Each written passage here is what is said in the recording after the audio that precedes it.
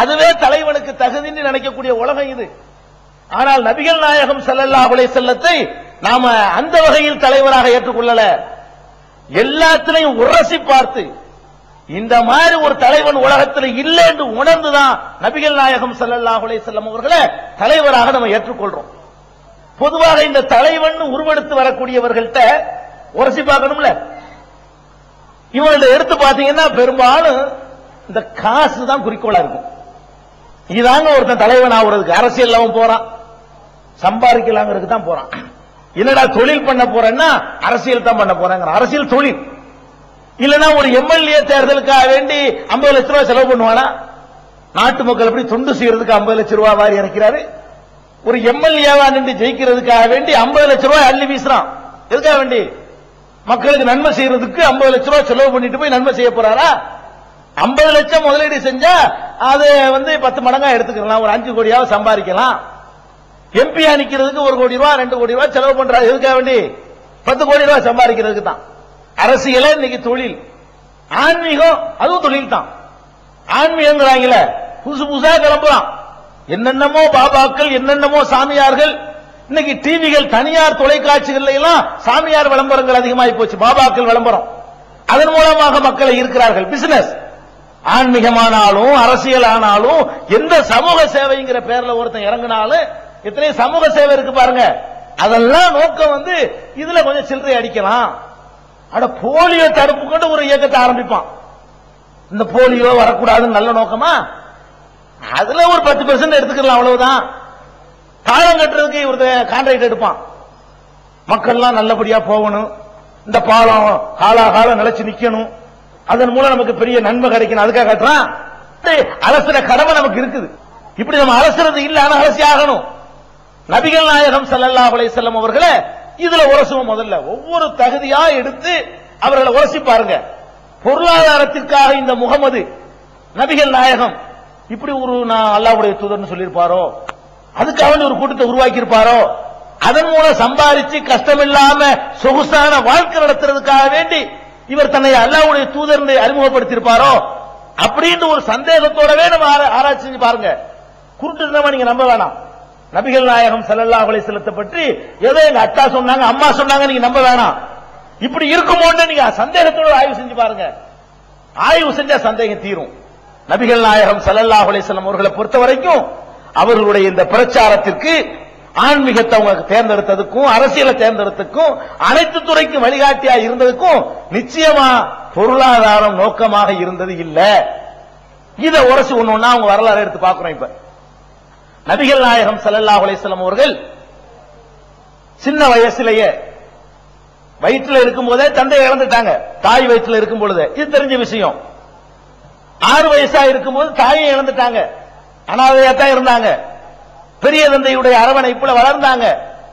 ஆனால் அவர்களுடைய 25வது வயசு வரும் பொழுது மக்காவுல அவர்கள் பிறந்த ஊர்ல அவங்க தாங்க ஒரு பெரிய கோடீஸ்வரர். நபிகள் நாயகம் ஸல்லல்லாஹு அலைஹி வஸல்லம் 25 வயசு நிரம்ப பெறும் பொழுது அவர்களும் சுயமாக வியாபாரம் செய்து அபூ தாலிபோட சேர்ந்து வியாபாரம் செய்து நிறைய பொருளாதாரத்தை திரட்டி இருந்தாங்க. அவங்களுடைய மனைவி ஹதீஜா நாயகி இருக்காங்களே, அன்றைக்கு அவங்க தான் மக்காவுலேயே பெரிய சீமாட்டி, பெரிய பணக்கார பெண். அந்த பெண்ணை திருமணம் செய்ததன் மூலமாக வேற செல்வம் பெருக்கெடுக்குது. 25வது வயசுல, வாலிப வயசுல நபிகள் நாயகம் ஸல்லல்லாஹு அலைஹி வஸல்லம் அவர்கள் மக்காவுல இருந்த அத்தனை செல்வந்தர்களை விடவும் பெரிய செல்வந்தராக திகழ்ந்தாங்க. அவ்வளவு காசு, பணத்துக்கு பஞ்சமே இல்லை. அப்ப பொருளாதாரத்தை திரட்டுவதற்காக அரசியலுக்கு வர்றான் பாருங்க. இவனுடைய கடந்த காலத்தை எடுத்தீங்கன்னா சோத்துக்கு லாட்டரி அடிச்சிருப்பான். நபிகள் நாயகம் ஸல்லல்லாஹு அலைஹி வஸல்லத்தை பொறுத்த வரைக்கும் அவங்களுடைய 25 வயசு பருவமாகட்டும், 30 வயசு பருவமாகட்டும், 35 வயசு பருவமாகட்டும், 40வது வயசு பருவமாகட்டும், இந்த பருவத்தில எல்லாம் அவர்கள் தான் மக்காவுலேயே பெரிய பணக்காரர், அவர்கள் தான் மக்காவுலேயே பெரிய செல்வந்தர். இப்படிப்பட்ட ஒரு நல்ல நிலையில் இருக்கிறாங்க.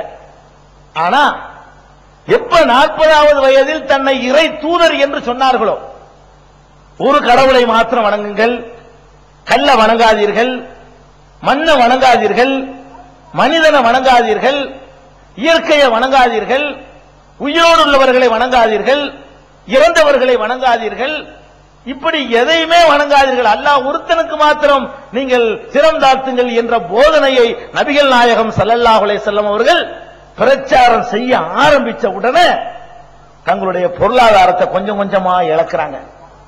இந்த கொள்கை ஏற்றவர்களுக்காக வாரி வாரி கொடுக்கிறாங்க. கடைசியில ஒரு 10 வருஷத்துடைய நிலைமை என்னன்னு கேட்டா, தன்னை இறை தூதர்னு சொல்லி அறிமுகப்படுத்துறாங்களே, அதுல இருந்து 10 வருஷத்துல மக்காவுலயே அவங்க தான் ரொம்ப மோசமான நிலையில உள்ளவங்களா மாறினாங்க. பொருளாதாரத்துல 10 வருஷ காலத்துல எல்லாத்தையும் தன்னுடைய கொள்கைக்காக வேண்டி வாரி வாரி வாரி வாரி வழங்கி இருந்ததையெல்லாம் இழந்தார்கள் நபிகள் நாயகம் ஸல்லல்லாஹு அலைஹி வஸல்லம் அவர்கள். அப்ப யாராவது ஒரு கொள்கையை ஏற்றுக்கொண்டதற்காக வேண்டி தன்னுடைய பொருளாதாரத்தை முழுசுமே இழந்து நீங்க பார்த்திருக்கிறீங்களா? 53வது வயதுல பெருமானார் ஸல்லல்லாஹு அலைஹி வஸல்லம் அவர்கள் மக்கா விட்டு விரட்டப்படுறாங்க. இந்த கொஞ்சம் நஞ்சம் ஊடு வாசல் இருக்கும்ல, அதுவும் போச்சு. இந்த ஊடு வாசல் இல்லாத மிச்சம் இருக்கும்லங்க, அதையும் பறிச்சுக்கிட்டு அணிந்திருக்கிற ஆடையோடு நபிகள் நாயகம் ஸல்லல்லாஹு அலைஹி வஸல்லம் அவர்கள் விரட்டப்படுறாங்க. விரட்டப்படுவோம் என்று தெரிந்தேதான் இந்த கொள்கையை சொன்னார்கள்.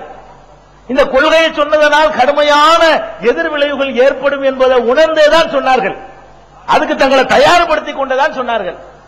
அப்ப பெருமானார் ஸல்லல்லாஹு அலைஹி வஸல்லம் நபிகள் நாயகம் ஸல்லல்லாஹு அலைஹி வஸல்லம் அவர்கள் இந்த கொள்கையை சொல்லி ஒரு தலைவரா இருக்கிறாங்களே, இந்த தலைவருடைய நோக்கத்துல ஒரு கட்டத்திலையும் பொருளாதாரம் இருந்ததே கிடையாது.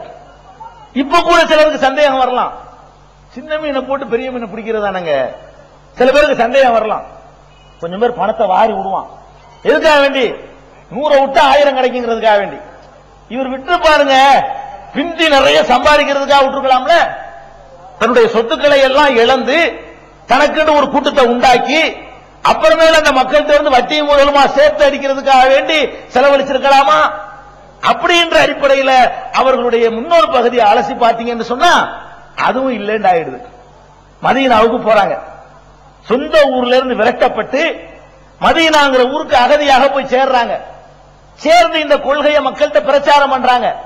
மக்கள் மத்தியில கொள்கை பரவுது. மதீனாவே அவர்கள் என்ன நிலைமைன்னு கேட்டா, அன்றைக்கு பெரிய வல்லரசுகள் என்று தங்களை சொல்லிக் கொண்டிருந்தார்களே, அவங்க எல்லாம் நட்டு நடுங்கிற அளவுக்கு ஒரு பெரிய வல்லரசாக உருவாக்கினார்கள். இன்றைக்கு அமெரிக்கான்னு பயப்படுறோம்லங்க.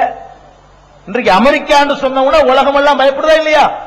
இன்றைக்கு எப்படி அமெரிக்கா வல்லரசு என்ற பெயர்ல உலகத்தை எல்லாம் மிரட்டி கொண்டிருக்கிறதோ, அந்த மாதிரி ஒரு பீதி கலந்த மரியாதையை நபிகள் நாயகம் ஸல்லல்லாஹு அலைஹி வஸல்லம் அவர்கள் மதீனாவுக்கு போன 10 வருஷத்துல அடைஞ்சாங்க. அப்ப பொருளாதாரத்தை இழந்தாங்க. இன்றைக்கு என்ன நிலைமை? ஒரு பெரும் தலைமையை ஒரு நாடே கையில கிடைச்சிருக்கு.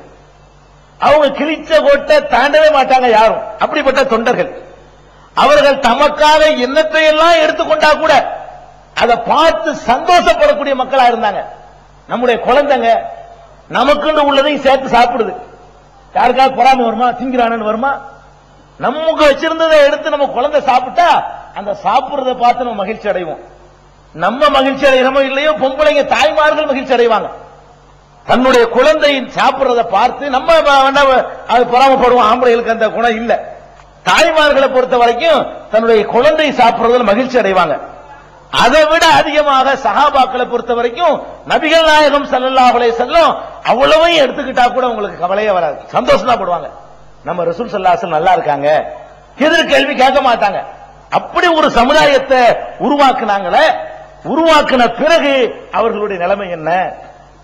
இந்த பொருளாதாரத்தின் பக்கம் ஏதாச்சும் நாட்டம் கொண்டவர்களா இருந்தார்களா? இந்த அரசியல் தலைமையை வச்சு, ஆன்மீக தலைமையை வச்சு பொருளாதார தனக்குன்னு சொத்து பத்து இனத்தையாவது தேடுனாங்களா? அந்த 10 வருஷ வாழ்க்கைய ஒருத்தன் படிச்சு பார்த்தா அவன் எவ்வளவு பெரிய கொடூரமானவனா இருந்தாலும் சரி, அவனை அறியாம கண்கள்ல இருந்து கண்ணீர் கொட்டுங்க. இப்படி ஒரு மனிதன் வாழ முடியுமா? இப்படி ஒரு தலைவர் உலகத்தில் வாழ முடியுமா? என்னடா எல்லா வாய்ப்புகளும் இருந்து அதை எட்டி மிதித்த ஒரு தலைவனை உலகத்தில் காண முடியுமா? இவ்வளவு செல்வாக்கு, இவ்வளவு அந்தஸ்து, இவ்வளவு அதிகாரம், ஒரு உத்தரவுக்காக வேண்டி தங்கள் உயிரையே கொடுக்கக்கூடிய தொண்டர் பட இவ்வளவை வைத்திருக்கிற ஒரு மனிதர் இப்படி ஒரு ஏழ்மையான, ஒரு எளிமையான, இவ்வளவு கஷ்டமான ஒரு வாழ்க்கையை வாழ்ந்திருக்க முடியுமான்னு சொல்லி நம்மளை அறியாமலே நம்மளுடைய கண்கள்ல இருந்து கண்ணீர் பெருகும் கொட்டுங்க. அப்படி ஒரு வாழ்க்கைய மதீனாவுக்கு போன பிறகு மன்னராக இருக்கும் நல்லா கவனிக்க வேண்டிய விஷயம் தான்.